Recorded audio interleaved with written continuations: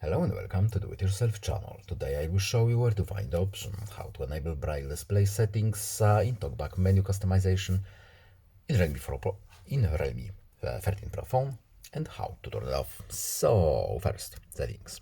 Next, we need to go to accessibility and convenience, then accessibility. Next, in the vision tab at the top, we are looking for TalkBack. Then in the top right corner, we have this cog menu, which we need to open. Then we need to go to customize menus, then customize TalkBack menu. And here we have list of available, as you can see, options. So our option is on the very bottom, and here it is. So open Braille display settings. We can enable or disable this function by simply checking or unchecking this box here. And that's all. I hope this video was helpful to you. Please leave a like and subscribe. Have a nice day and see you in the next video. Goodbye.